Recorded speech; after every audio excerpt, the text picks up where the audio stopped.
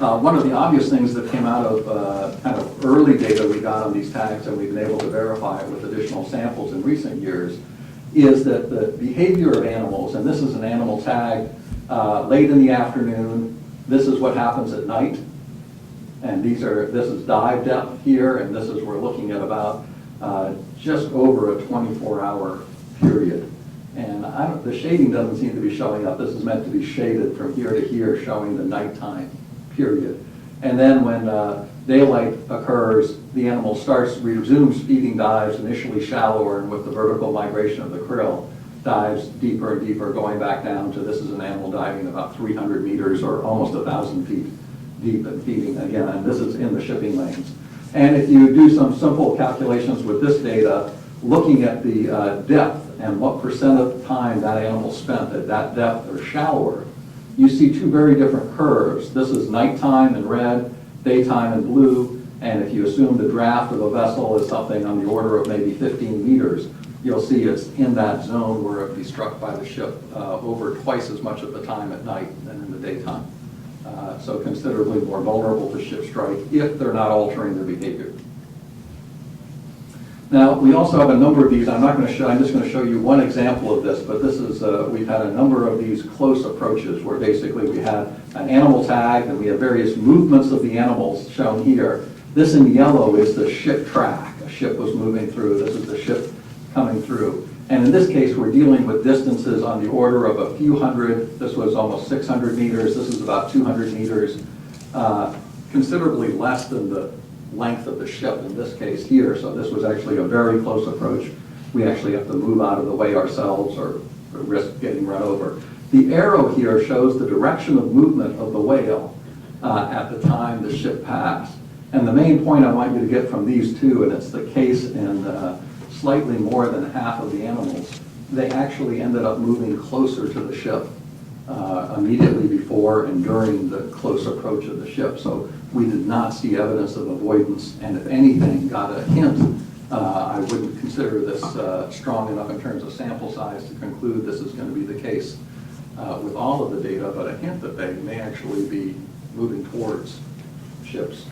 So that kind of raises one issue there, having the ships put out some kind of a warning or something like this obviously may not be effective if it's not going to result in the whales reacting in a way that's going to reduce their chance of being struck by the ship.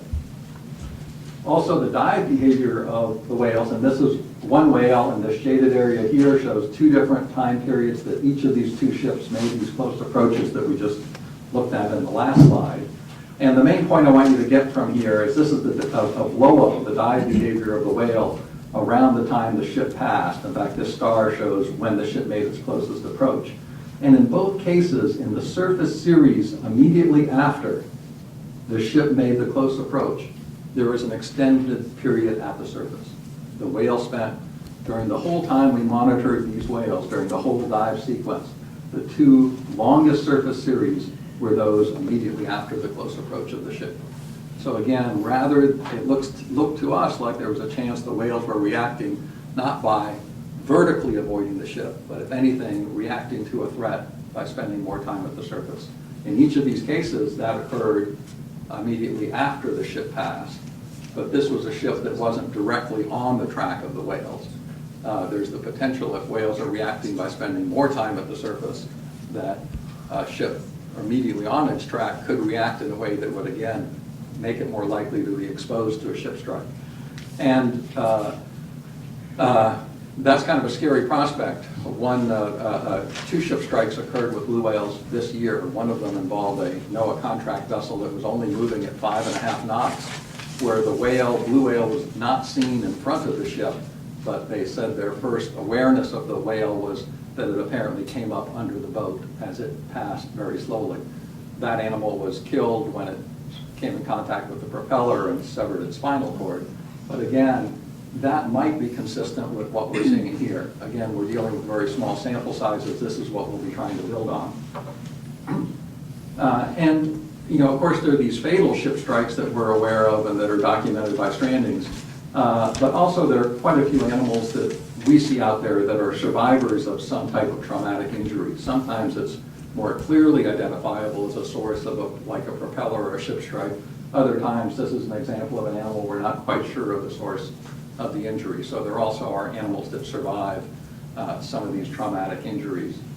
Just a couple of years ago, we worked with 2 humpback whales in the Sacramento River, a mother and calf. Both of them had injuries from ship strikes on them, and it probably played a role in their ending up in the Sacramento River. So the main kind of conclusions I want to jump to related to ship strikes, related to some of this work that we've been doing, is first of all, looking at the patterns of whale distribution and how many animals were in the Santa Barbara Channel. One thing that has become clear is the high incidence that occurred in 2007 coincided with a period where there was a much higher density of blue whales in the Santa Barbara Channel than any previous year or any year since that we've documented. And also that distribution of blue whales tended to overlap more with the shipping lanes than we had typically seen. So it seemed to us that the main cause of this kind of spike in ship strikes was the result of when that areas of feeding overlap with shipping lanes. The whale use of shipping lanes was much lower in 08 and 09, and so it makes sense there were fewer ship strikes documented in years since then. There is a pattern with where these areas overlap. It tends to be where these shipping lanes overlap, particularly the kind of shelf edge, shelf contour around 200 meters. And that seems to be where we see the overlap in these whale distributions and greatest vulnerability to ship strikes.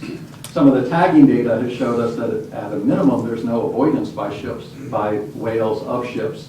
And in 3 of the 4 closest approaches there was movement towards the ship. There was an increased surface time by whales immediately after the close approach, and perhaps in some cases that could mean whales surfacing and becoming more vulnerable to a ship strike. And also that we saw that surface time was highest at night, and that might be when whales would be most vulnerable, which would kind of remove some solutions like trying to have observers on ships spot whales. It might be the time you'd need that most would be the time that would be least effective trying to spot whales. Okay, moving to a related thing, this is something that Megan McKenna will be talking about later, are kind of underwater sound. And so I'll just touch on a few things, and I've written a few key points that I want to make about this threat. What certainly has emerged, and I think the work that people like John Hildebrand and his lab have done, marine mammals are acoustic animals, and both their use of sound and sensitivity to sound is something that's being appreciated more and more in all of the research that's been done on marine mammals over the last 20 years. There's certainly increasing human-caused noise in the oceans. That goes with ship traffic, increasing use of things like LFA, a new type of sonar I'll mention briefly. There are many different sources of these sounds. The ones of greatest concern have been things like mid-frequency sonar, LFA, air guns, and ship-related noise, but there are many other sources as well. The species of greatest concern have been beaked whales, particularly for the mid-frequency sonar, and I'll mention that a little more in a second. Large whales for low-frequency sound sources like LFA, air guns, and ship noise. And the types of questions being studied, how are these sounds being used by marine mammals, so we know how human-induced sounds might alter their behavior, what impacts are they having. So these are kind of questions that are being studied underway now.